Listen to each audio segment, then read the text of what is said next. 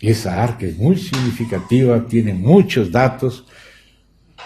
No tendríamos el tiempo de verlo en este momento, pero esa arca nos habla de Cristo. Muchas cosas hay sobre el arca. Hay en la biblioteca de nuestro hermano, no sé si algún otro hermano lo tiene, un libro no tan delgadito, gordito, como de 600 páginas, que trata sobre esas cosas del arca, de cada uno de esos detalles.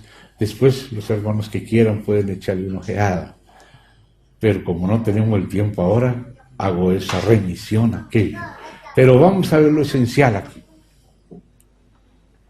El asunto primero, antes de cualquier otra cosa, es el arca.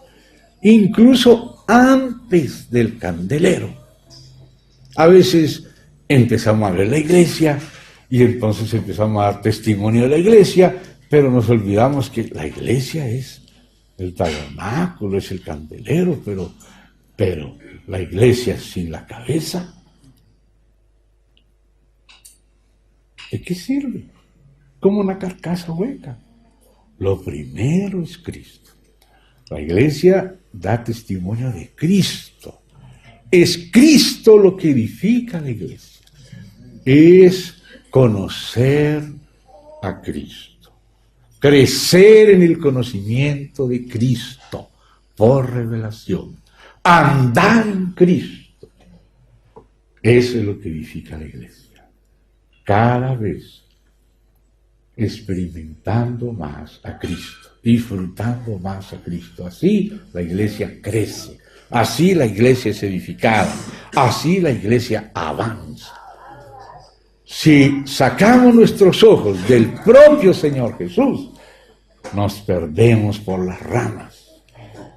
El primer cuidado que hay que tener para avanzar es volvernos inmediatamente a Cristo. Es crecer en el conocimiento de Cristo, un conocimiento de Él, no solo acerca de Él, sino de Él mismo. Y claro, si lo conocemos a Él mismo, vamos a conocer acerca de Él. Pero primero es a Él mismo, una revelación, una experiencia de Cristo. Entonces esa arca es llamada el arca del testimonio. Cristo es el testigo fiel y verdadero. Cristo es el testimonio de Dios. Dios es como lo mostró Cristo. Al ver a Cristo, el que ha visto a Cristo, ha visto al Padre. Si alguno quiere recibir al Padre, reciba al Hijo. Porque el que recibe al Hijo, recibe también al Padre. El que no honra al Hijo, no honra al Padre. El que no recibe al Hijo, no recibe al Padre. Es por medio del Hijo que conocemos al Padre. Conocemos a Dios. ¿Cómo es Dios? En la medida que conocemos cómo es Cristo. Y el objetivo de las experiencias que tenemos es para que conozcamos cada vez más a Cristo. Sea la que fuere la experiencia, a los que aman a Dios, todas las cosas les ayudan a mí y conoceremos cada vez más a Cristo. Y como dice uno de los cánticos antiguos de algunos hermanos de Argentina, llamados los focolares, donde hay amor, que es Cristo, salida siempre habrá. Salida siempre habrá. La gracia de Dios es capaz de solucionar cualquier problema. La gracia de Dios. Amén, hermanos. Entonces hay que empezar por el arca. El arca tenía algunas características, muchas características. Voy solamente a detenerme en algunas dos. El arca era hecha de dos materiales, de oro y de madera de acacia. Ya aquí nos detuvimos en algunas ocasiones en la naturaleza divina, en la divinidad de Cristo y en la encarnación, la venida del Señor en carne, en su humanidad, ¿verdad? Y en las reuniones por las casas nos detuvimos en eso y los hermanos están firmes y claros en eso. Entonces el arca tenía eso, oro y madera, hablando de su divinidad y de su humanidad. El oro estaba por dentro y por fuera del arca. ¿Por qué por dentro y por fuera? ¿Por qué no solo por dentro? ¿O por qué no solo por fuera? ¿Por qué por dentro y luego la madera y luego otra vez por fuera? Revestida por dentro y por fuera de oro. ¿Qué nos dice eso? El oro por dentro se refiere a la identidad de la persona divina de Cristo, como verbo de Dios, con Dios antes de la fundación del mundo.